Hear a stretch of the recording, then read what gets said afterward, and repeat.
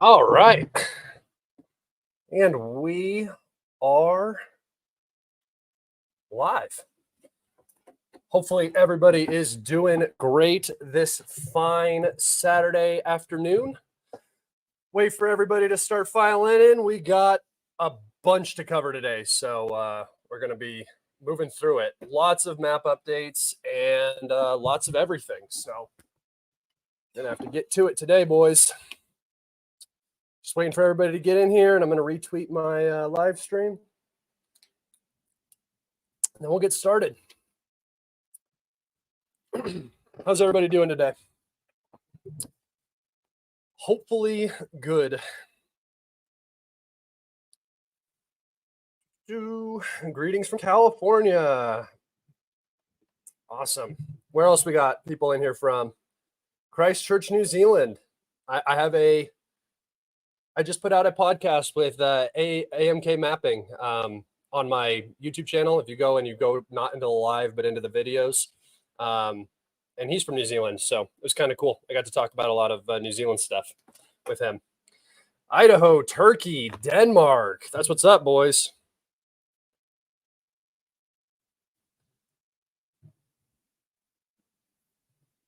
Upstate New York, Denmark. Hold on, I'm just posting my live stream, and then we'll get started. All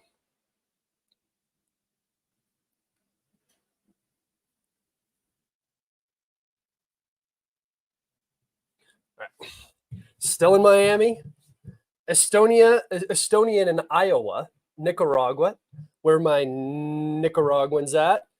Finland. That's what's up, boys. We got people in here from all over the world. Again, I don't know why it would be any different. We always have people in here from all over the world, but I just love to see it. So, all right, let's go ahead and get right into it. Cairo, Egypt. I see that one too.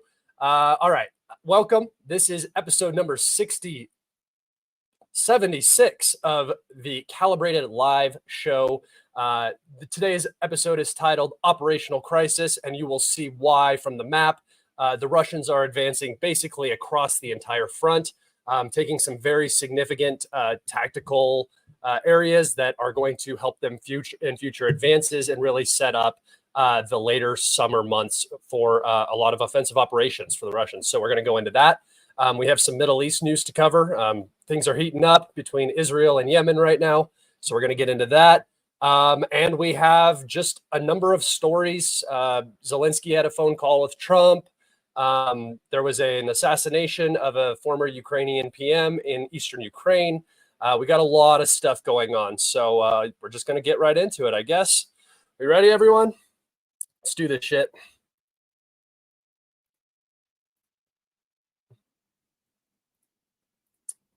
All right.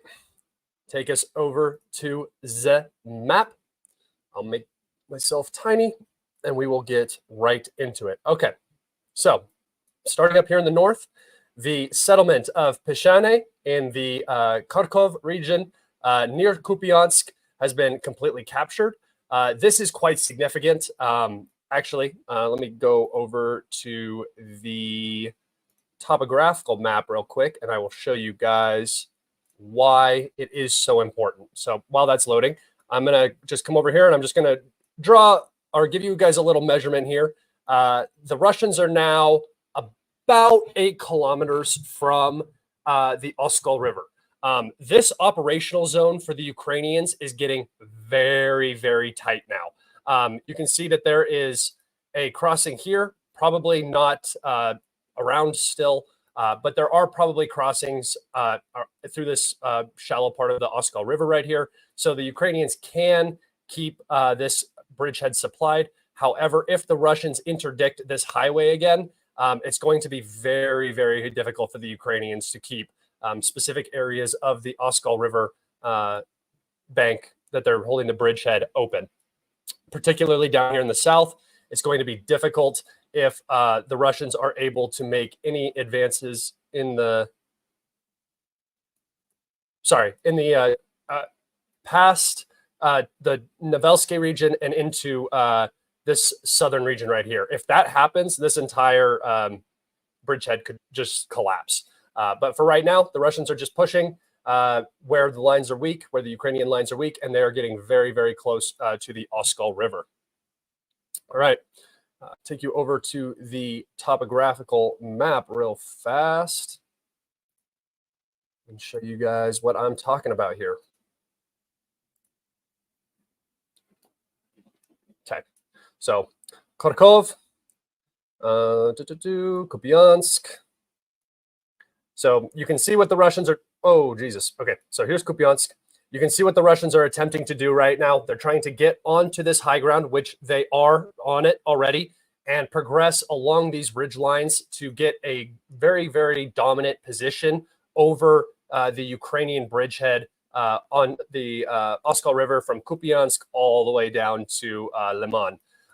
You can see the high ground is definitely in the Russian advantage once they break out onto it. And that's exactly what we are seeing in Peshane. So take you back over to my map and we can look at it. So here's the high ground that the Russians are trying to work their way onto. Once the Russians get onto this high ground, they will be able to just direct fire onto this road, cut off logistics, and then things are going to get very, very difficult for the Ukrainians on this side of the Oskol River. They are fighting very hard to prevent this from happening, but the Russians are making daily progress in this region, and that's just going to keep happening. All right. Before I continue on, I forgot to do my intro. I often do this. If you guys want to support me or find my work anywhere, go to the link in the YouTube description. You can find my Telegram, my Twitter, and my Patreon. All of those places have free content, more content than what is on my YouTube page. So go over there and check that out. If you do choose to support me, remember that all of my work, all of my content will be free eventually. But if you do support me on Patreon, you do get like a week or two early access to the Demonetized series where I go over combat footage. I really, really appreciate everybody who's over there supporting, even if you're just a free member. It means a lot to me that you guys just support me across the board. It's really cool. Really appreciate it. All right, back to the map. Sorry for that. All right, down here on the Novelske, near Novelske on the Zhibiets River front right now. The Russians have progressed through this little creek bed right here and have almost made it within striking distance of Novelske. Again, with the situation in Terny being this tight already, the Ukrainians are fighting tooth and nail to maintain control over Terny and Yampolivka. And with this advance to the north, the bridgehead is just getting smaller and smaller and smaller. Again, the Ukrainians are experiencing massive reserve issues in this area. And it's only going to get worse. The situation is only getting worse for the Ukrainians. It's not improving at all. It hasn't improved over like the last couple months. And it's just going to continue to deteriorate in this way. And it's already snowballing. We're seeing more Russian advances than we've ever seen. And I've said that like almost every week since the summer started. We've just been seeing this continuous advance by the Russians across the board. It's not in any one particular area. It's not a single offensive direction. It's everywhere. We're seeing progress everywhere. Ukrainian lines are just very weak. Again, here is another significant piece of progress. Why is my map not loading? Hello? There we go. The Russians have advanced out of Sperne and have reached Ivanodorivka. This is a very, very big deal. This area has been one of the most contested areas for 2.5 years now, since 2022. The line has not moved from here very much since Severodonetsk fell, and really since Soledar was captured. So more like late 2022, 2023. This advance is very bad for the Ukrainians. This advance is very bad. This is exactly what the Ukrainians were trying to avoid. The Russians are now on the elevated ground right here. They are going to continue working to close this pocket and push up onto Novoselivka and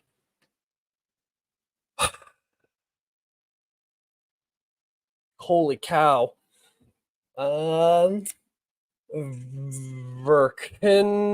Kamyanske. Sorry, boys. Sorry, that was a bad one. Once these two villages are captured, the battle for Siversk will begin. we are getting very, very, very close to the beginning of the Battle of Siversk. You can see that there are very little urban settlements blocking Siversk now from the Russians. They're going to continue advancing along this railroad and through the actual middle of the salient. This is really bad for the Ukrainians. This is not what they need. They don't need their most well-defended area becoming another fire that they need to put out. This has been consistently one of the strongest defensive areas for the Ukrainians outside of, traditionally Avdiivka, the fortress, New York and Toretsk, and places like that. But Spirne has held its own just as well as those other fortress cities have, right? You're seeing them fall right now, and Sporne lasted just as long. So significant Russian progress here. This is very, very, very important and very important for everybody to watch the developments in this region. Remember, if Siversk falls, the door to Slavyansk is open, right? If Siversk falls, the ability for the Ukrainians to maintain anything on this side of the canal becomes incredibly difficult. If the Russians come up and meet the canal, you can see the canal right here, runs all the way up from Bakhmut Chasiv Yar and Bakhmut, all the way up to this large reservoirs outside of Slavyansk. If that occurs and the Russians are able to push up to the canal is on the high ground. The Russians will control the high ground and then be looking down onto Slavyansk and Kramatorsk. Again, guys, always, always, always look at a topographical map. I'm going to take us over one more time because I'm super, super into topographical maps. Look at your topographical maps and try to understand, okay, where the hell are we? I'm tripping. Okay.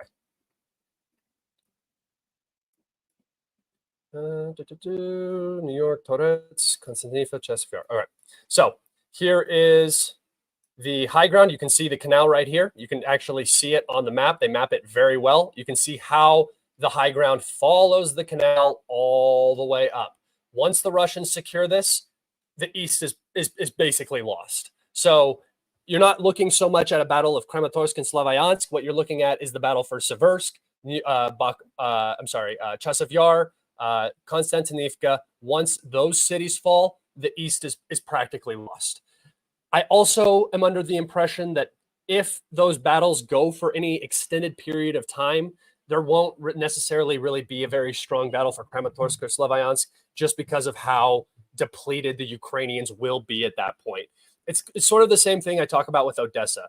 Odessa is probably never going to be fought over. If there is no Ukrainian army standing in the way, that's when the Russians may cross the river, right?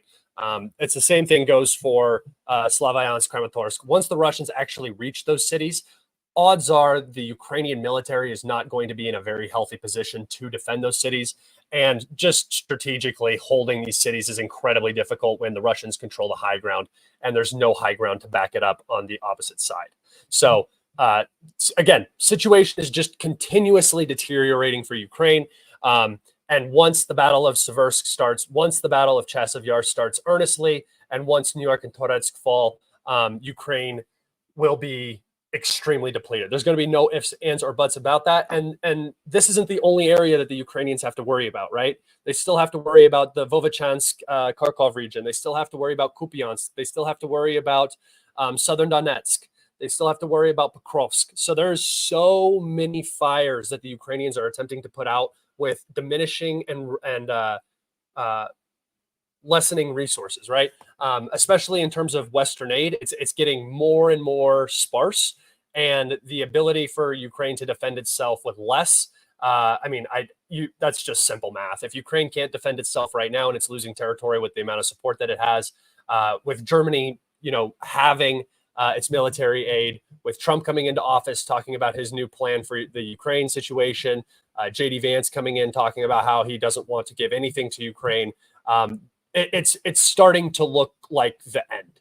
I think that the Ukrainians are going to try to do as much as they can in the next 4 months. After that point, we're going to start to hear really strong considerations for negotiations, potentially regime change in Ukraine, forcing Zelensky out, and getting somebody, a new president in who can negotiate with the Russians, whether that is a pro-Russian, whether that is, I don't imagine it'll be pro-Russian unless the Russians, force the issue. It may be a pro-Ukrainian, or it may be a pro-Western puppet. And odds are it's probably going to be a separate pro-Western puppet because, the situation isn't so poor for the Ukrainians that they're not, that they're able to still maintain the government structure and everything. So the West is still present and will probably put in whoever they want to put in to achieve negotiations. That could be Trump putting somebody in as well. All right. Remember, if you guys want to ask questions that get answered, go ahead. You can just throw them up, and if I see them, I'll answer them. And if you want your questions to be answered, definitely on stream, just donate through Super Chat, and I will see it, even if it's like just $1 or something. And I just miss a lot of your guys' questions, and I kind of feel bad. You don't have to give me. I'm not asking for money. That's not what I'm trying to do. All right, back over to the map. Okay, down here to the New York Toretsk region. The Russians have advanced in Druzhba here. Again, a very small settlement separated from a railroad. Probably very difficult for the Ukrainians to hold for a long period of time. But once Druzhba falls, this side of the canal will be much easier for the Russians to cross and begin operations on this side of the canal, assisting the New York Toretsk salient and working up the flanks towards Delivka and Bielahora. This is a very small. Oh, what the? It didn't save. I posted it, so I know that it did save, but it's okay. We'll just do this real quick. You guys get to see how the sausage is made. The sausage. Okay. So the Russians have expanded in Zalizny and have pushed into this high-rise residential area, capturing it from the Ukrainians. A very, very bad sign that the Ukrainians lost this as quickly as they did. I'm sure the glide bombs are hell and this place is probably destroyed, but the fact that they still lost these strong structures and a strong fortification area is not a very good sign for the Ukrainians. The Russians are now about a kilometer away from the most significant Terikon in or industrial waste heap, if you will. You can see it's just a bunch of dirt piled up, but they make good positions for ATGM crews, spotters, everything, and it looks directly over Toretsk. So it's a very, very important. It also has a well-protected, what looks like a former mine, and that's probably where all this dirt came from. So once the Russians push in, capture this, they will have a staging area protected, obviously, by a physical barrier and direct line of sight. And they will be able to use this to stage assaults into Toretsk and begin the Battle of Toretsk in earnest. Same goes down here in New York. I'm sorry. Same goes down here just to the south, not New York. Still in Zalizny. The Russians are very, very close to this industrial mound as well. Less than a kilometer now. And once they reach it, they will be able to, again, utilize the cover for staging and then launch operations into Toretsk directly. This is very, very important, guys. Once these two Terikons, industrial mounds right here, are captured, the Russians will be able to launch attacks into Toretsk from two different angles. They will have two significant high grounds. It's going to put the Ukrainian position in it's going to put the city of Toretsk in a very, very, very bad position for the Ukrainians. Things could deteriorate on this salient very quick, especially with how fast we're seeing movement. I mean, this is all within like the last 24 hours, all of these advances. So things are moving very, very quickly here. You gotta watch very close. I have never done so much work in my entire. I stayed up all night last night, by the way. I'm still just going. I'm just running on no sleep right now. I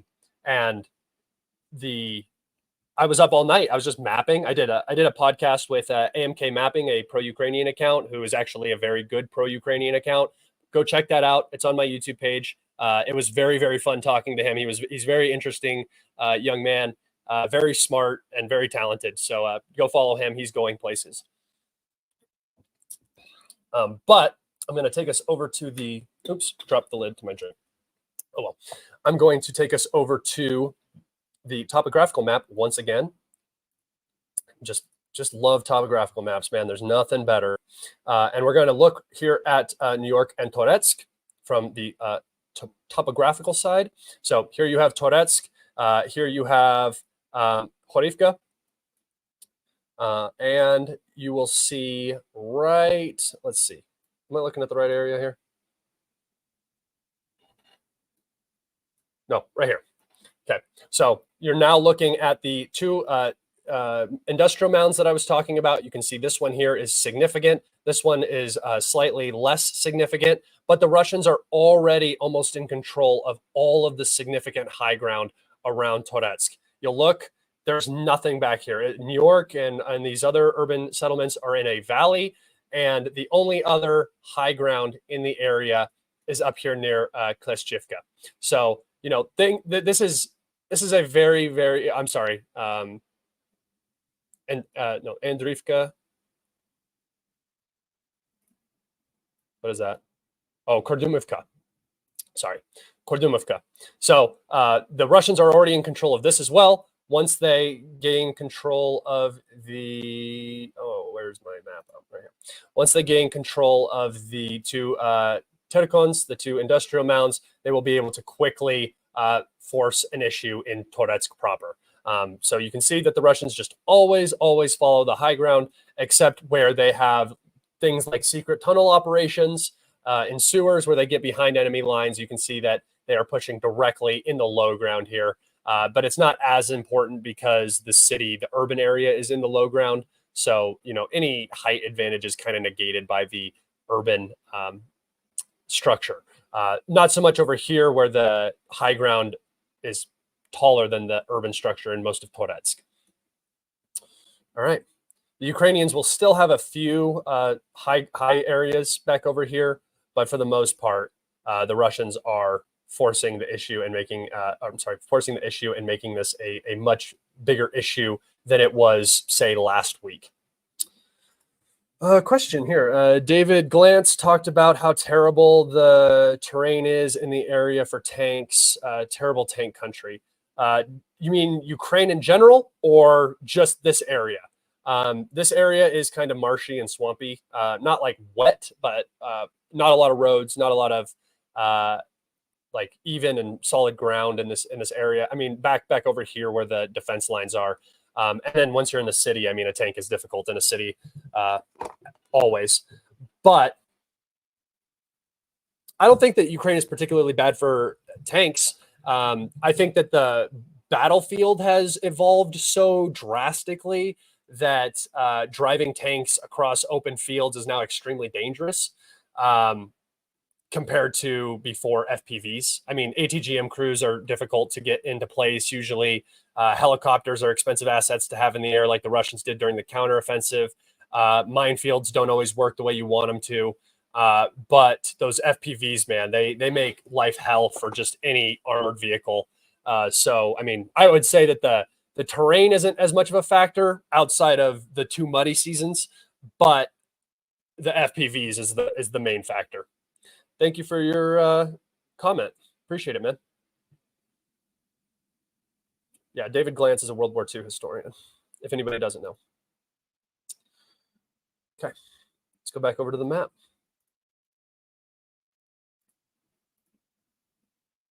All right, moving down here, you can see that the Russians have pushed out of Pridivny and have captured the two industrial mounds here.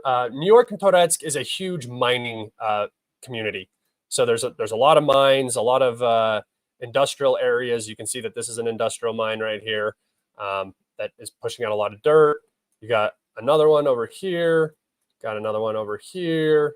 So there's a lot going on in the city, right? There's a ton going on. Once this falls too, that'll be the end of the Battle of Toretsk. I'm pretty sure this will be one of the final areas to fall, just in terms of where the Russians are right now. And then once this falls, the battle will be over. But yeah, multiple industrial areas. It's going to be good for the defenders, but Russian aviation is sort of mitigating defensive fortifications now and cities. They're just leveling anywhere where the Ukrainians are at, which is what they should do, honestly. And it's working. The map is moving very quickly. Okay. Again, very important. If you guys remember, this is on the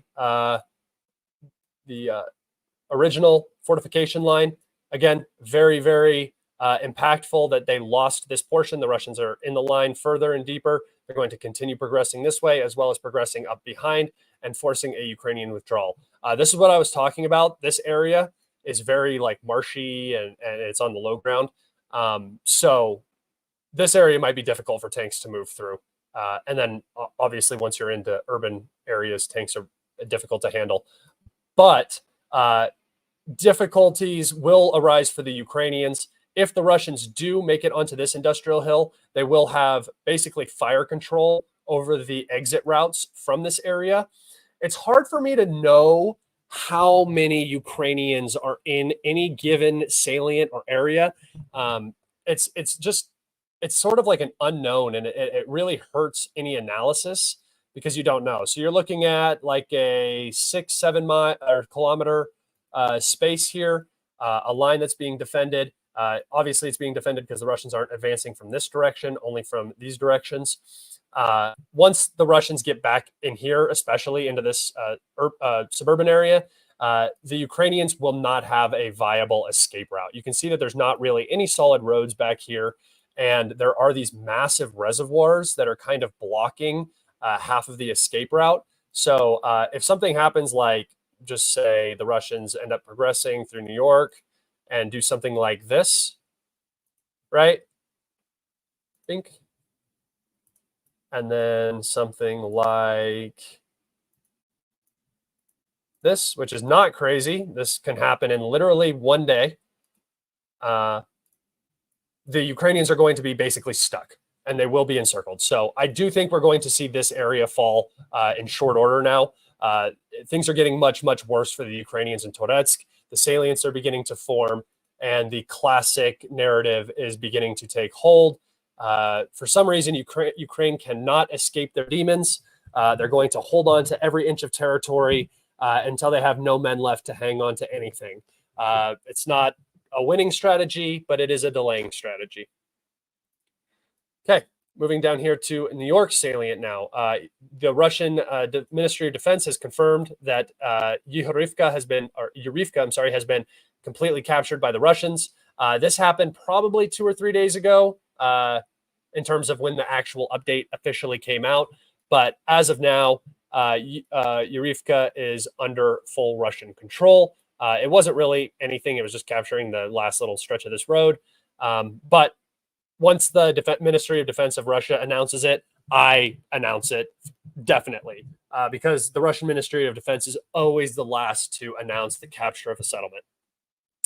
I don't think there's been a single time throughout this conflict where they have jumped the gun on something being captured. All right, down here near Alexandropol, the Russians have advanced through this field, capturing this tree line, and are likely now in the southern end of the town. Another small little bit of progress potentially here, but no geo confirmation yet, so it's going to remain purple.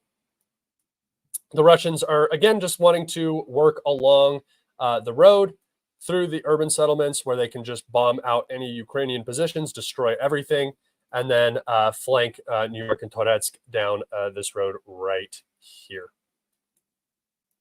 Right down into New York. That will close up this pocket, majorly expand this bridgehead, and then this salient will become untenable for the Ukrainians. All right. Questions? What is your opinion about the claim that AI-controlled drones are the next Ukrainian wonder weapon? Thank you for all your hard work. I think that FPVs are the bane of every infantryman and armor unit's existence, and AI is just going to improve their capabilities through jamming. It's just going to be this back and forth, guys. You're going to see, it's always the battle, as Russians with attitude puts it.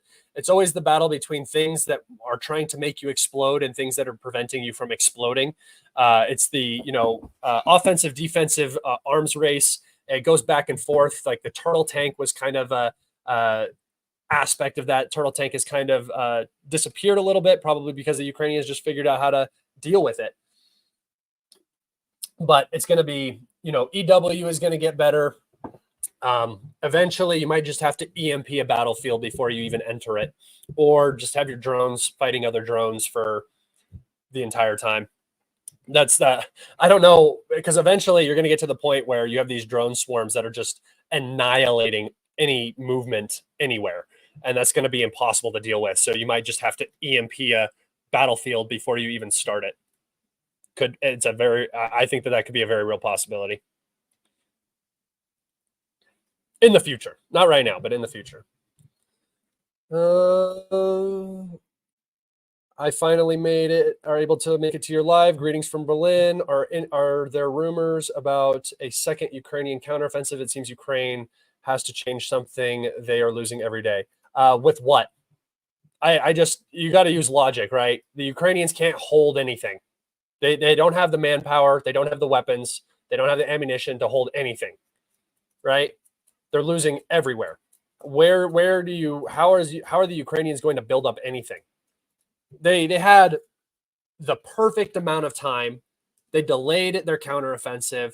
They basically had an unlimited amount of time to stage, prepare, do everything right. And what happened? It hit a wall, right? So any Ukrainian offensive now will be wildly under strength, even more under strength than the summer counteroffensive was, because of the grind of Bakhmut. And they don't have the weapon systems. They don't have tanks getting delivered. They don't have air defense to cover any offensive. It's just not going to happen. The Ukrainians are permanently on the defensive until the end of this war, outside of local small counterattacks. Question: you think auto shotguns would be useful against drones? Yes. Anything that disperses a large amount of lead in an area and can down the thing that's flying at you, the death machine that's flying at you, yeah, it'll definitely be helpful. I would prefer just like a bird gun. I like shooting an over-under, but it's better to have more rounds.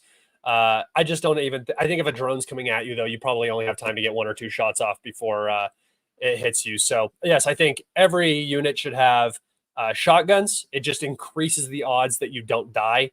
But it's not a fix-all, right?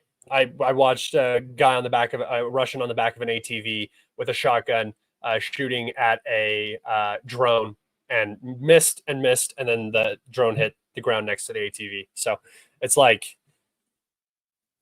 there's no perfect solution. All right. More Russian progress. They have fully captured the town of Prokrovsk and are likely now fighting over Vovoche here. This is really, again, bad news. You can see how much the Russians have expanded out of Oshchitny here. This collapse was such a bad event for Ukraine, and they have been reeling from it ever since. And it might not. You might not look at this and say that this is a lot of progress, but let me do something for you guys. Let me show you guys a little trick that I picked up recently. It's called Topographical map,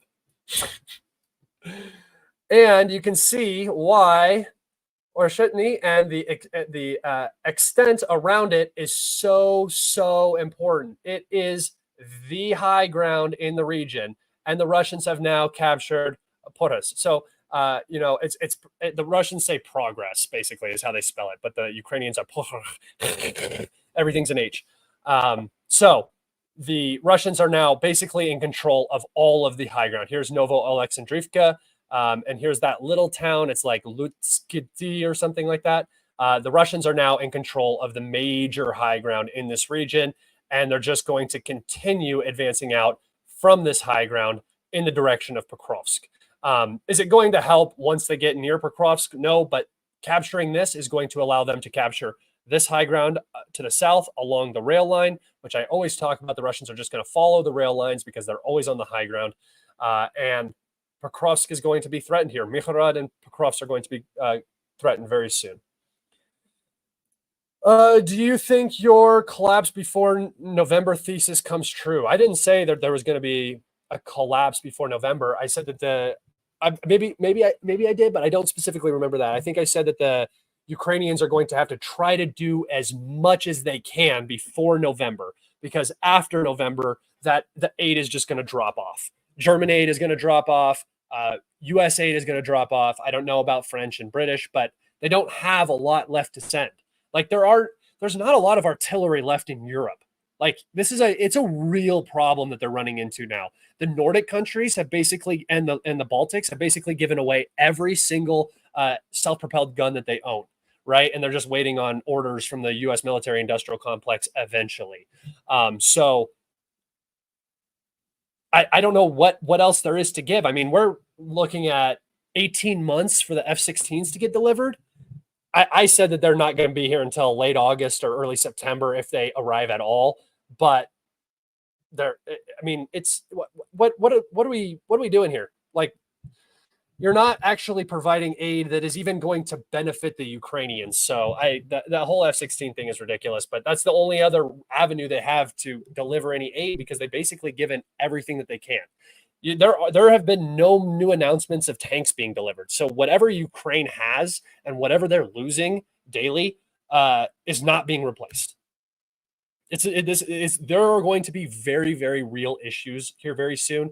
And I don't think the situation is bad, but I don't think the situation is so dire that you will see a collapse before November.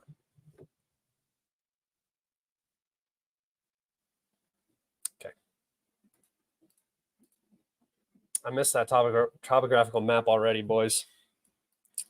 The important significance of this advance, though, for the Russians is not only the high ground, but it allows them to get across the Vovocha River here. I'm sorry, the Vovcha River, and get back behind these massive defensive fortifications here. Again, what the Russians have done every single time here is get into the Ukrainian defense lines and just work them down, right? That's what they're doing. And here we're seeing that this is now the new Ukrainian defense line along the river here and along these reservoirs. And what the Russians are going to do is they're going to cross here, get into this area of Avoche, work down along the railroad, along the high ground here, and then cap this fortification, massive fortification here across the river. Let's see. Are they north? Yeah, here's another one. Another massive fortification. And I believe that there's three here. There's that one. And hello? Where'd he go?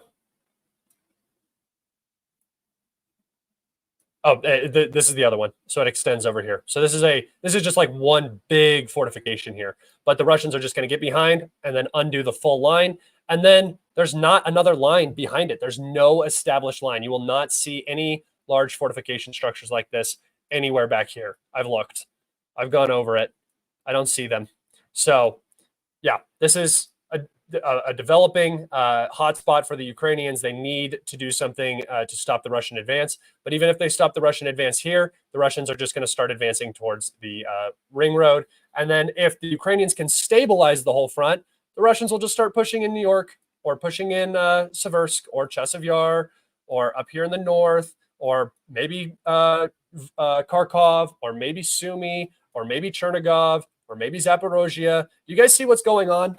It's very easy. This is not a complex plan that the Russians are utilizing here. Stretch and pull, stretch and pull, stretch and pull, destroy the logistics, destroy deliveries, destroy manpower. And once there's no Ukrainian army, territory comes. It's really quite simple. It's just always bet with the odds, guys. That's when it comes to analysis. If you just play the odds, you're usually going to be right. That's what I've done. Just a small Russian advance here. It's slightly significant because the Russians are now across this little barrier right here, which everybody said it was going to be difficult for the Russians to get through into this urban area here, which is a part of Karlivka. If Karlivka falls, again, the Ukrainians are in a bad way. It could mean that this defensive line here gets wrapped from the north and the south, and that would be very, very bad because then the Russians would be very close to Selidove.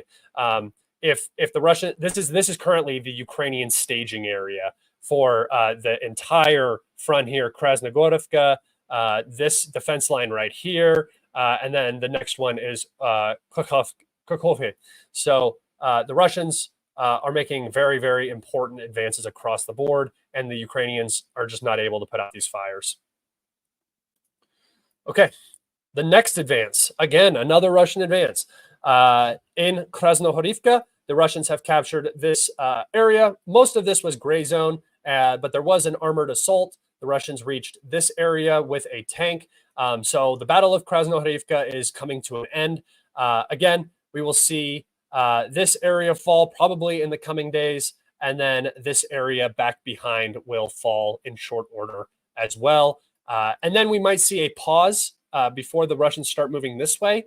We may just see them continue moving. I'm not sure, but I think wrapping Novelske and the salient and the defensive fortification lines here is important for the Russians. If the Russians cap this line and this line right here, there's like a little bit of a line here, and you can see some of the fortifications in the trees. The earth is scarred in these areas by Ukrainian fortifications. Once they wrap this area, this front becomes a lot weaker because the Ukrainians just don't have strong defenses back here, right? So once this is capped, the pressure on these urban settlements is going to increase greatly. Again, Ukraine doesn't have the manpower to defend it, doesn't have the manpower to hold the urban center here in Krasnohorivka. How are they going to hold the open, empty area? And the Russians are just getting stronger. It's a bad, bad situation all around for Ukraine, everybody. It's not looking very good. All right. If you guys want to start getting some questions in, I'll look at the chat a little bit more. I am done with the map. I'm just going to cover some quick articles here.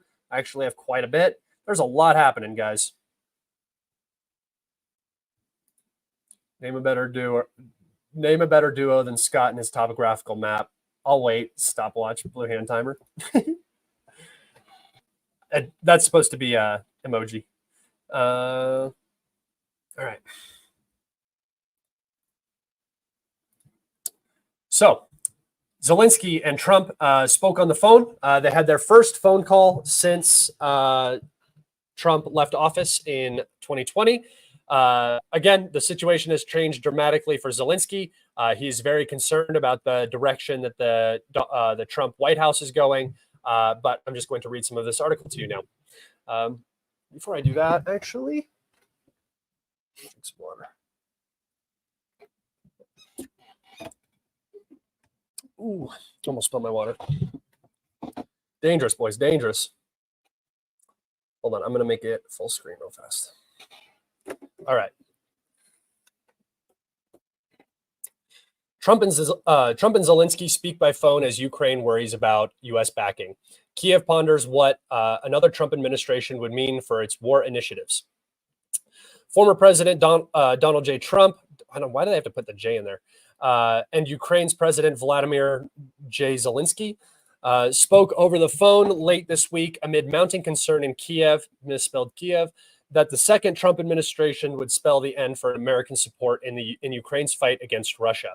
Ukrainian officials worry that if a re-elected Mr. Trump, not Mr. J. Trump, kept to his vow to end the war quickly, he has suggested that he could end it in one day. LOL. It would allow Russia to keep the territory it occupies and leave it in a position to attack Ukraine again. Ooh, spooky Russian threat forever. In a social media post about the call, which took place on Friday, Mr. Trump said that the president said that as the president, he would bring peace to the world and end the war that has cost so many lives. Bring peace to the world. Start in the Middle East, maybe. He said that both Russia and Ukraine will Ukraine, quote, will be able to come together and negotiate a deal that ends the violence. You're probably going to have to get rid of one of the regimes then, my good man. Mr. Zelensky said in a statement on Friday that he had underlined in a call the vital bipartisan and bicameral American support. Bicameral. I'm mispronouncing that, I know, but American support for protecting our nation's freedom and independence. He said he and Mr. Trump had agreed to discuss a personal meeting, what steps can make peace fair and truly lasting. God, that was a mess to read. Holy shit.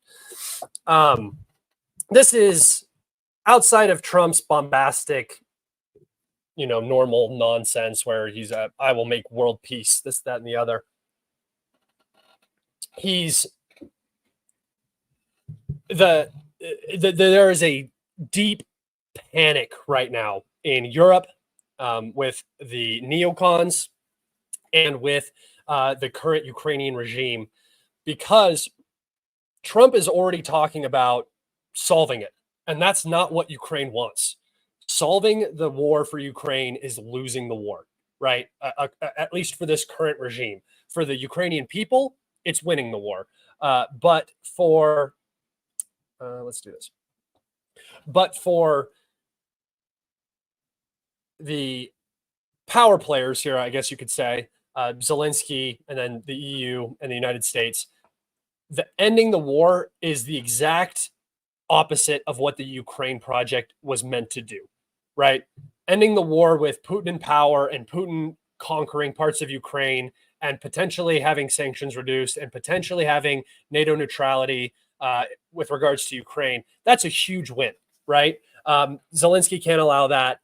Europe won't go along with that because Europe is going to be left holding the bag with Ukraine. It's not, none of this is going to happen. So what's going to most likely happen is that Trump is going to play to his constituency, and he's going to reduce aid significantly. I think the U.S. is already on track to reducing aid. Even if Biden stays in office, I don't think that we can keep up the same level of aid that we have been, and keep his popularity in any sense of the word. Biden, if he were to stay in office, or Kamala, or whoever the Democrat nominee would be, who would just continue this exact same direction. This isn't going to happen. I don't see how negotiations happen without regime change. Once regime change happens, then we can talk about negotiations. But interesting that they had their first phone call, which, points to probably everybody knows that Trump's going to win. And here's good old John Bolton talking about how bad Trump is. So I'll just go ahead and play this for you guys. Milwaukee with President Zelensky. Trump is describing it as a very good call, but you just heard from Zelensky there on what a second Trump term could mean, especially given he picked Senator J.D. Vance of Ohio. I mean, it would really kind of seem to seal this isolationist approach that Donald Trump takes to foreign policy, or wants to take, in a second term. What would that look like, and what would that mean for Ukraine if they win? Well, I think it's very bad news for Ukraine. I don't think Donald Trump has a philosophy. He doesn't do policy. He does deals. That's how he sees the world. And he said in the statement about his conversation with Zelensky, I, as your next president of the United States, will bring peace to the world and end the war that has cost so many lives and devastated countless innocent families. Now, I'm not a shrink. But I know the technical term for somebody who says, I will bring peace to the world. This is nuts. He has no idea how he's going to negotiate an end to this war, except I think that his affinity for Vladimir Putin will lead to concessions to the Russian side that are going to be devastating for Ukraine. So I think this is a very dark moment. And it's not just a dark moment for Ukraine, because we haven't come to their assistance out of the goodness of our hearts, out of an act of charity. We have been assisting Ukraine because it's in the core of American national security interests to defend against unprovoked aggression on the continent of Europe.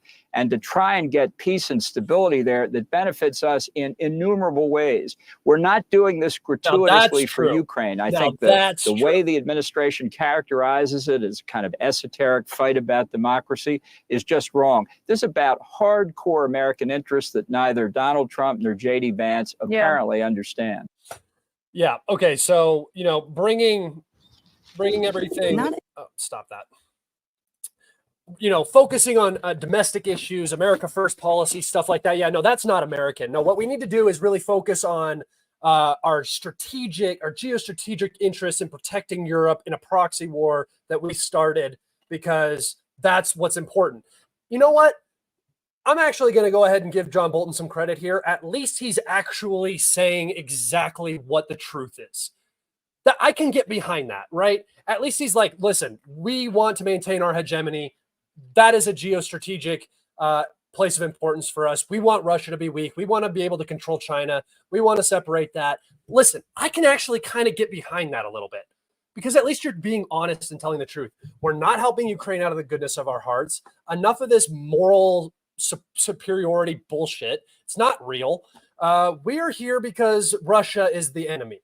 That's why we're fighting this proxy war. That's why we're funding Ukraine. And I'm pretending to be John Bolton here. And I don't like Trump because, well, first off, he did say something actually very correct, that Trump has no idea how to achieve world peace. It's an impossible thing. Good luck getting Hamas and Israel in a good peace situation right now. But regardless, at least Bolton's being transparent and saying exactly what is actually happening. I can honestly get behind that a little bit. If they would have said that from the beginning, and they would have made themselves out to be sort of the big bad guy, but the necessary big bad guy, go for it. That's American foreign policy I can almost get behind. I'm still not going to be very happy because it's just getting Ukrainians killed or whatever. But at least if you're doing it and you're doing it to win, you know, it's benefiting us. The current situation is not benefiting America. It's not benefiting Americans. It's benefiting the military-industrial complex, kinda. It's actually making a lot of our U.S. military-industrial complex look very weak, and it's hurting our foreign sales. So I don't really know. I don't know. I don't know that, but I like that little truth bomb he dropped there. He just pulled back, got rid of all the bullshit, and told you exactly why the U.S. is doing what it's doing, why it's fighting a proxy war against Russia. Yes, Bolton is a true believer. That is true.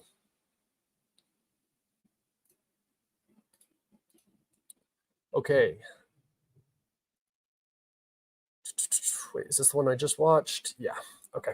So we'll go ahead and talk about this now. From Politico, Hungary is facing a fuel crisis as Ukraine turns up the heat on Russian oil supplies. So if you guys do not know, Ukraine stopped transiting Russian oil through their pipelines, which, by the way, they've been doing for 2.5 years, making Russia money. I think that they still get a transit fee as well. So now their transit income is reduced, which is not good for the Ukrainian economy. But even worse for Hungary, who is now going to be facing rising fuel prices, the likes of which are going to have impacts across Europe. When one country runs out of its energy supplies and has to start buying from the pot where everybody else is buying their energy supplies from, everything gets more expensive.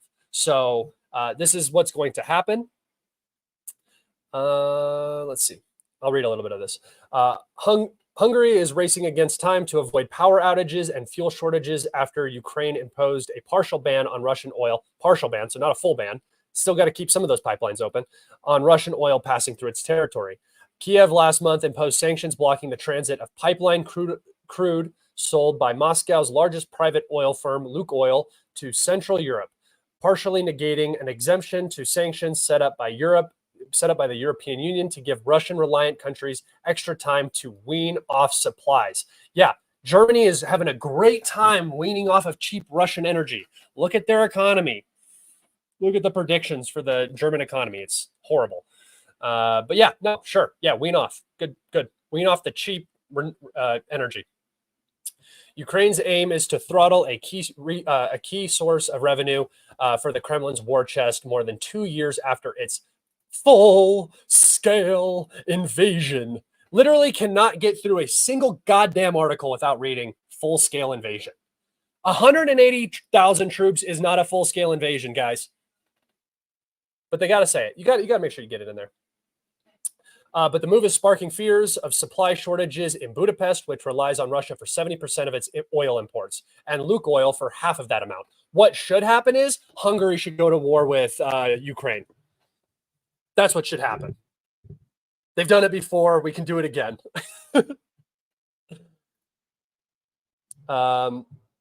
According to the Center for Research and Energy and Clean Air think tank, according to the Center for Research on Energy and Clean Air, get that air clean, think tank, Hungary spent almost €250 million.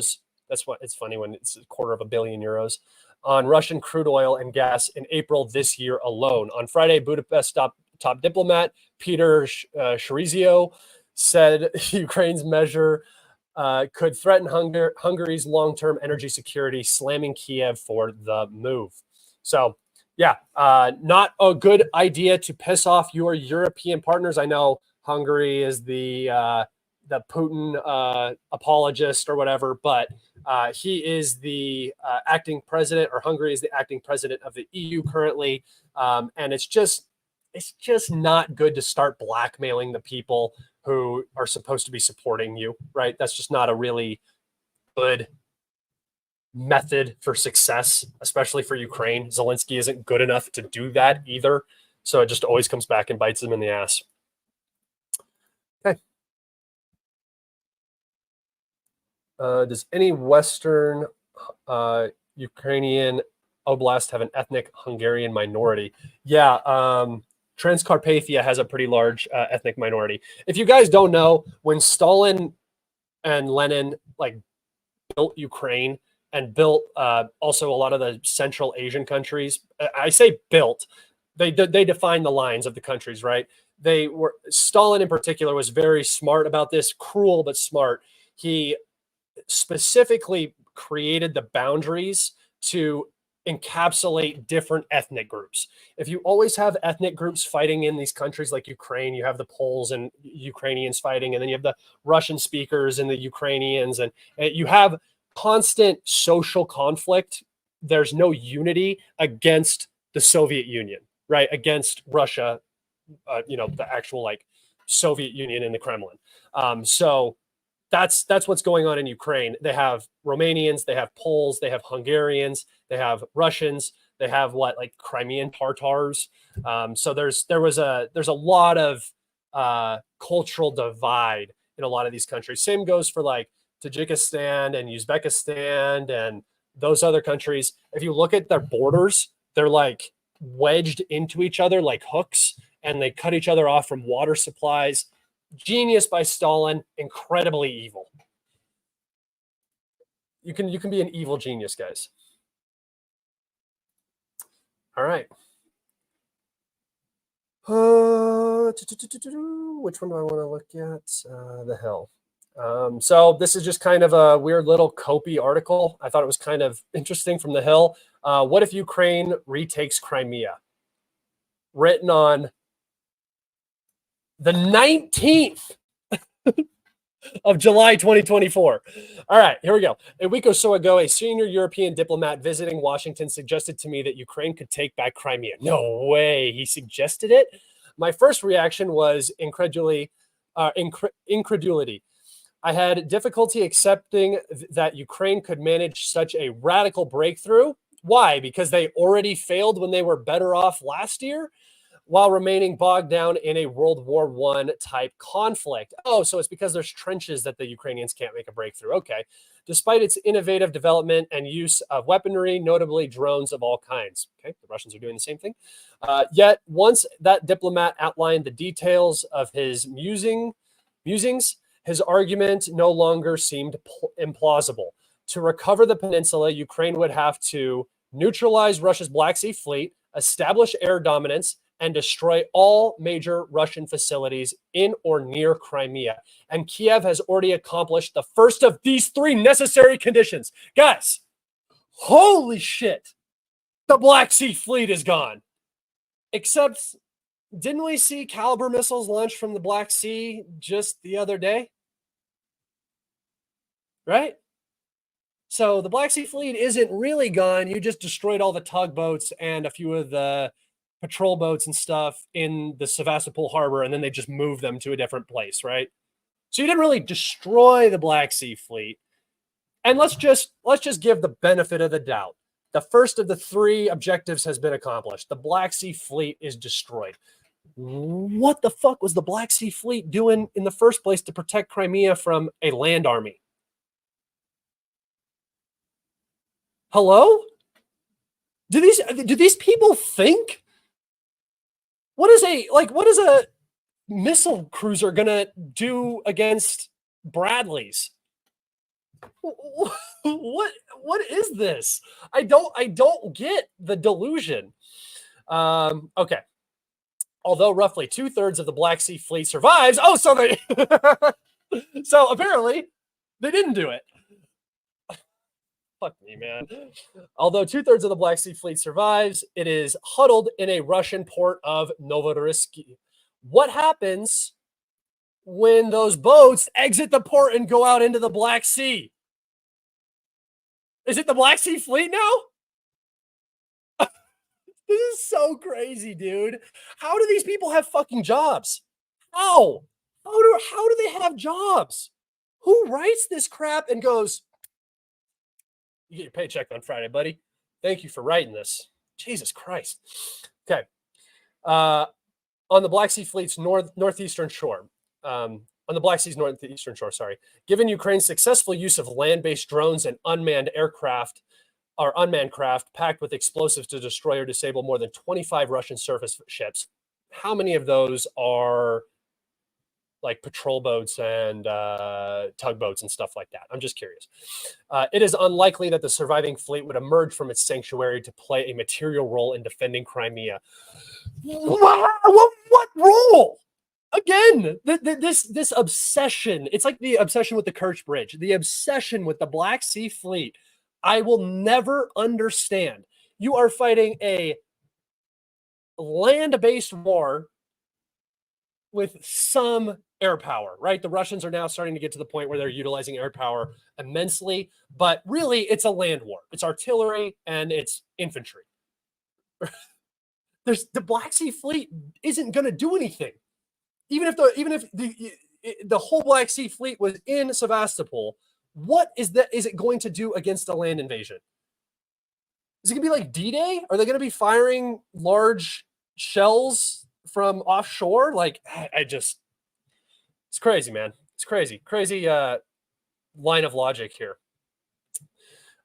Ukraine's ability to dominate the skies over Crimea and eliminate Russian air bases and infrastructure that could support Moscow's challenge to that dominance. Oh. It is a very different matter for Ukraine, for Kiev to have any hope of succeeding in this regard. It would require both air and long-range strike assets that it does not currently possess and won't be given. They already got their ATACMs and they went through them so fast. The only ATACM strikes we've seen recently are cluster munition ATACMs in Donetsk. Also, how is Ukraine going to utilize these long-range strike weapons when NATO ISR is no longer flying over the Black Sea? Is the Russian Air Force just going to start letting the drones and stuff relay targeting information for the new systems that are not being delivered? Guys, I'm at my wit's end with these people. It's just so much stupidity. Yeah, so I don't understand why you think Ukraine's going to be doing anything like securing Crimea if it does not currently possess the means to do that. Secretary of State Anthony Blinken has announced that Ukraine will at long last be given or will receive F-16s at long last, 18 months, but they still don't have them. later this summer, eventually. The Netherlands, Belgium, Norway, and Denmark will be contributing about 80 aircraft to the embattled state. 80 aircraft eventually. Greece is preparing to decommission 32 older F-16s and transfer them to the U.S., where they will be upgraded and sent to Ukraine by 2029. The F-16s will play a critical role in defending Ukraine's airspace. No, they won't. The same capability would, of course, enable it to face off over Crimea against Russian fighters. No, it wouldn't. Are you just going to be flying F-16s at a high flight ceiling, firing like air-to-air missiles and destroying Russian bases? Because Russian air defense is going to have something to say about that, right? Or are we just still delusional and think that the Russians aren't going to fight? Is that what the thinking is here? Because that's the only option I'm really seeing that's viable, is that the Russians just lay down and say, you can have me. As the Air Force puts it, the F-16 has proven itself in air-to-air combat and air-to-air surface attack. Who, Israel? Or the United States beating the shit out of some Middle Eastern country? Dude, I'm not saying the F-16 is a bad aircraft, but when you're in a near-peer conflict, it is no different than a MiG-29 or an Su-24 or anything like that. It does not have stealth capability, and it's not some new generation F-16. The F-16s will play a critical role in... Oh, wait, I already read this. However, the administration's willingness to lift its hold on the transfer of F-16s to Ukraine has not been matched by the number of pilots that America and its NATO allies have trained for the mission. Nor has the White House responded positively to President Vladimir Zelensky's repeat and urgent pleas for both long-range ATACMS ballistic missiles and more air defenses, notably Patriot. Well, they are giving you more Patriots. You're just losing systems faster than you can replace them because you're losing the war. And the U.S. doesn't have that many long-range ATACMS to give away. It is part of our strategic defense capabilities. Maybe not strategic. I don't know. There's rumors that you can put nukes on ATACMS. Maybe not strategic, but at least it's tactical ballistic missile fleet, right? Or surplus or reserves, whatever you want to call it. That we don't have enough to send. That's why we sent 100 at a time, and then we sent another 100, and the Ukrainians go through them like that, and they don't change anything. So, I don't know, guys. I don't know. I think whoever wrote that article over at The Hill, again, probably does not need to have a job. Okay, the last story I wanted to talk about. What the hell? A gunman in Ukraine kills a nationalist former parliamentarian. Okay, so they're going to whitewash this a little bit. She's a Nazi. She's a really, really, really kind of vile human being. I'm not saying she deserved to be shot in the face. That's not what I'm saying at all. But it is interesting that there are now Ukrainian nationalists being basically assassinated in Western Ukraine. Okay, let me see. July 19th, a gunman on Friday shot and killed a nationalist former member of Ukraine's parliament, the Rada, known for vociferous campaigns to defend the Ukrainian language, authorities said. Yeah, okay, yeah, she's really she's trying to defend the Ukrainian language. Police pressed on through the night with a wide search of the man who was alleged to have shot Irina, who is age 60, on the street in western city of Lviv. So yeah, just a kind of a total piece of garbage. This lady was. Her son was protected from going and fighting. She was urging all young Ukrainian men to go fight. She looked a lot worse at the time, by the way. This picture's quite old. She looks like she's maybe 50 there. She basically called Russian-speaking Ukrainians human garbage, and they deserve to die, and they should not be living in Ukraine. She's that type. She's a Banderite. So while I want to whitewash her and make her seem like some proud nationalist, she is definitely a nationalist, but not a conservative nationalist. She's a fanatical nationalist. Okay. that's all I have for you guys today. Just some interesting stuff going on. If you guys have some questions, go ahead and get them in. Oh my God, we've been going for an hour and 9 minutes already. Holy shit. If you guys have questions, get them in, get them in, get them in, get them in.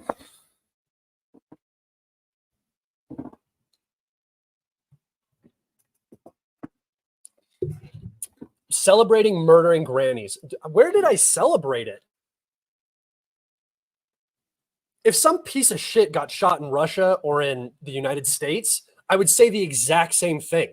I'm not celebrating anything. I'm reporting it. Look at me. Look at me in my eyes. I'm reporting it. I'm not happy that some old lady got shot in the face, you vile human. That's projection. People do this all the time. Oh, you're celebrating a hospital getting hit. No, I'm not. Where have I ever said that? Oh, you're celebrating Ukrainians getting killed. No, never. One time have I ever said that. Yes, your projection. You're feeling some sort of emotion about what I'm saying, my analytical, factual, logical arguments, and you get hurt by that and then project the opposite emotion onto me. If I make you feel sad because somebody died or something happened, then you're going to assume that I'm celebrating it. Come on, use your brain, guys. Use your brain. Let's not be stupid. I'm getting real tired of idiots. Yeah, people put words in my mouth all the time. People put other things in my mouth too. For all the homies. Listen back to your own stream. Dude, I didn't celebrate. I just said it. What are you talking about? I just said it.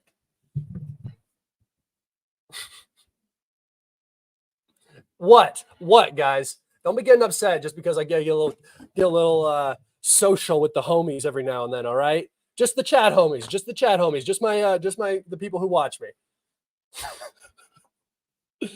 You called her a vile human being and was happy she was murdered? No. Again, no. I don't know if that's somebody making fun of it. She is a vile human being. Anybody who refers to an entire group of people as trash because of the language they speak, anybody who supports Stefan Bandera,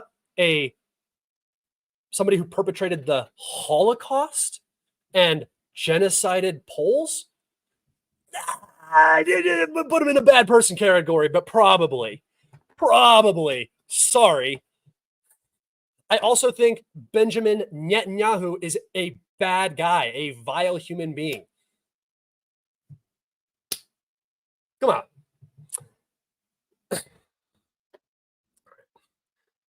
I can't deal with this stupidity anymore. It's getting to me, boys. If you guys have questions, get some questions in. Get some questions in. Let's go. What would you call a person? What kind of woman? Thought that was for me.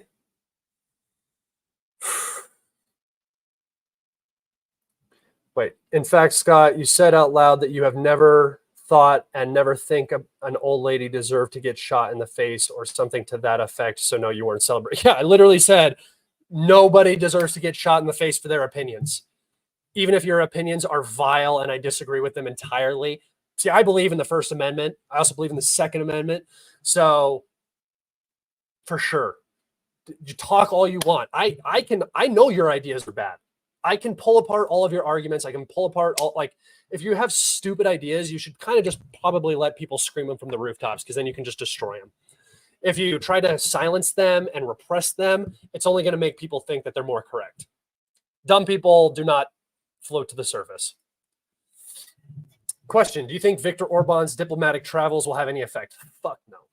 I think that he's doing what he's supposed to do as a diplomat for the EU. I think he's trying to push his idea of peace for Ukraine. If it works out, it works out. Awesome, fantastic. We get peace in Ukraine. The war's over. I don't have to do this shit anymore.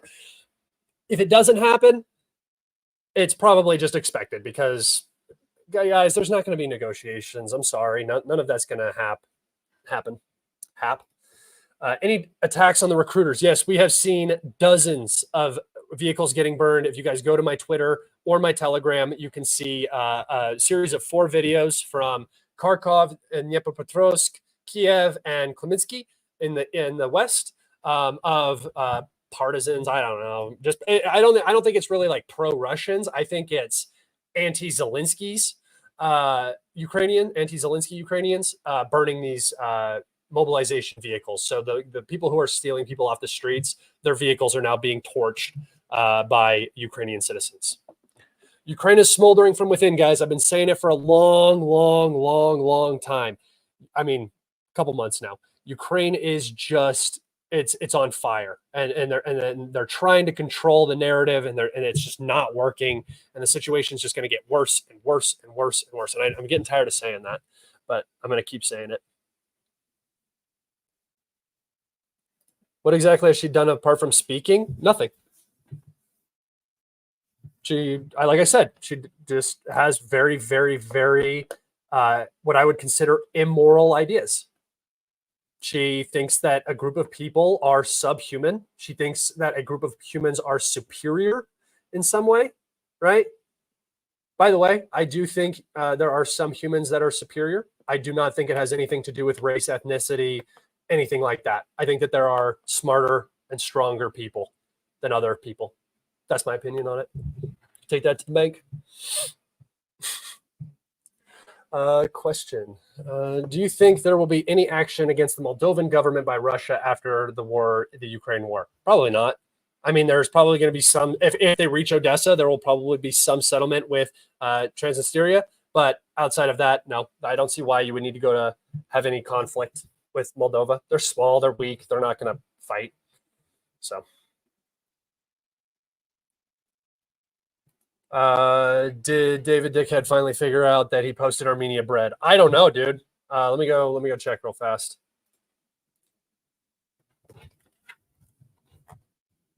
Hold on. Because he got community noted for it, so I thought he would.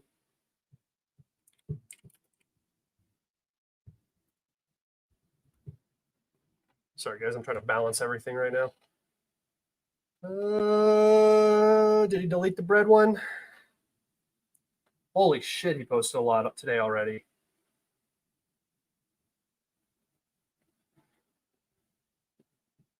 You'd think you'd take a break when you've been so wrong consistently recently.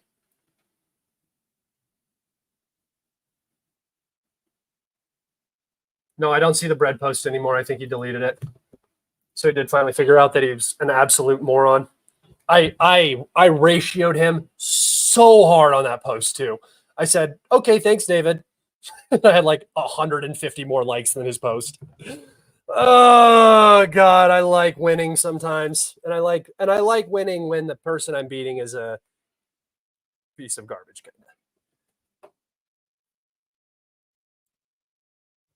David is bad. He said, actually, no, David says a lot of really terrible things. Never mind. David is a piece of garbage. Yeah. What was it about Armenian bread? Okay, I'll show you guys. Let me go to my Twitter real fast.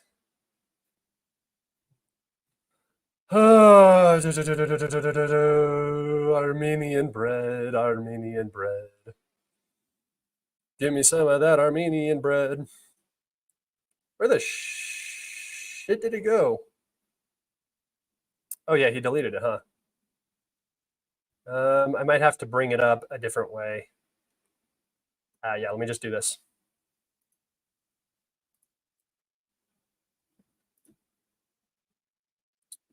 Sorry, I'm going into my pictures now.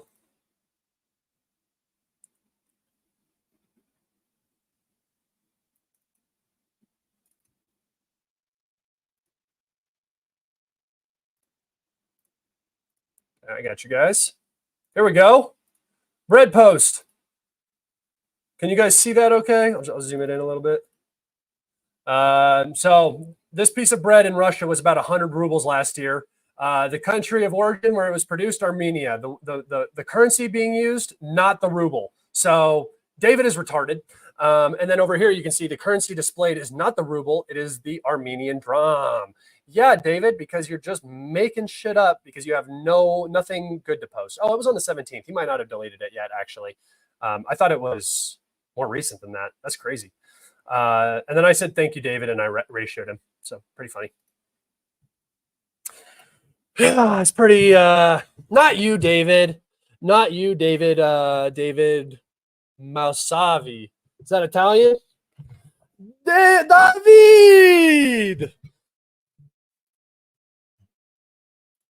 I'm right here, dude. Don't have to be mean to me. I'm literally right here.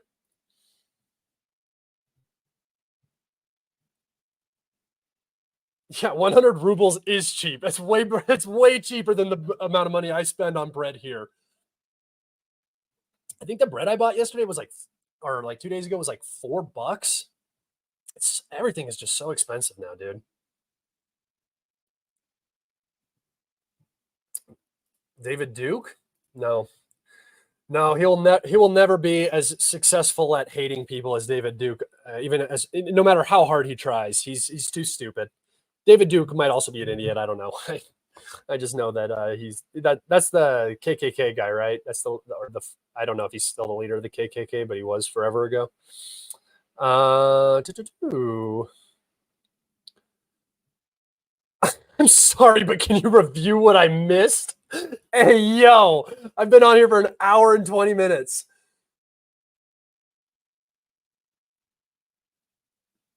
$4 for bread. I know, dude. And it was like normal white bread. I used to pay like $2.30 for it. I think I paid like $3.67 or something like that. And then after tax, it was like $4. It's crazy. Just do the same stuff over, bro. Okay, I will. Here we go. What's up, guys? Here, question: why is the West so sure the Russian soldiers will run every time they see Ukraine? Bro, I don't know. Because they drank their own Kool-Aid about Kharkov and Kherson. They thought the Russians ran from Kherson because the Ukrainians were strong. Wasn't what happened. They thought the Ukrainians pushed through Kharkov very quickly because the Russians were super weak. They were, because they didn't have any people in the area. They had a police unit defending like Kupyansk, or not Kupyansk, but that area where the Russians pushed in through Kharkov. So they just drank their own Kool-Aid, and then when 2023 came around, they just assumed that the weak, incompetent Russian army would do the same thing that it did in Kharkov and Kherson. But the Russians were ready to fight now. In Kharkov, they backed off. No Russian garrison was destroyed in Kharkov. Izium was evacuated. They left some material, but really not a lot. It wasn't like the Ukrainians got some big win out of it. They got territory, and it set the Russians back, obviously, but it cost Ukraine a lot. And then Kherson, if you remember, the Ukrainians were in that gut in Kherson before the Kharkov counteroffensive started.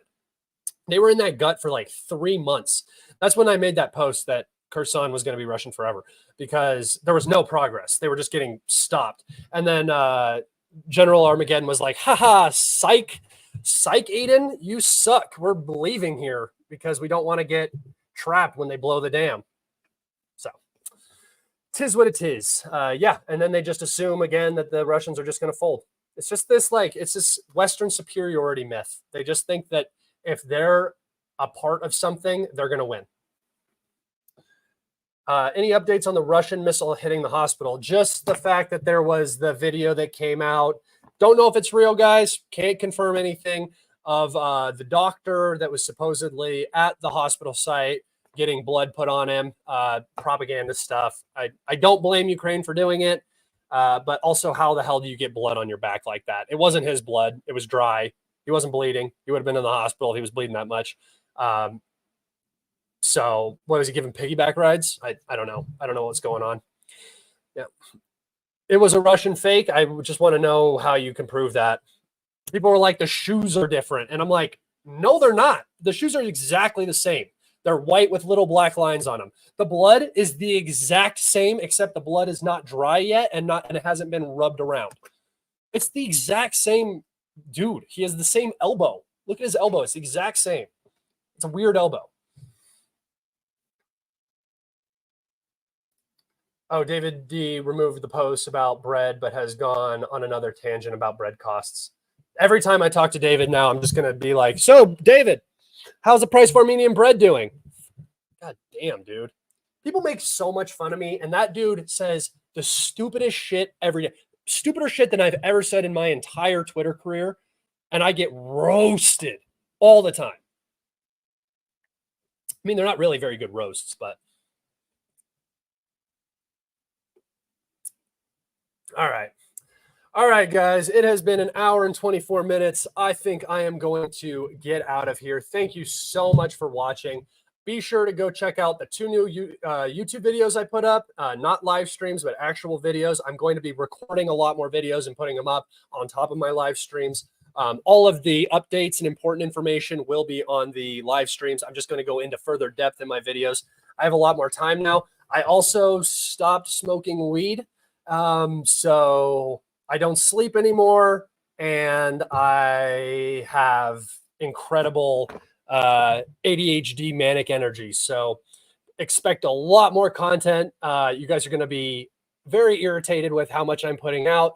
Like I didn't sleep all last night. And that's just like my normal if I'm not smoking enough weed to kill a lion or a small elephant.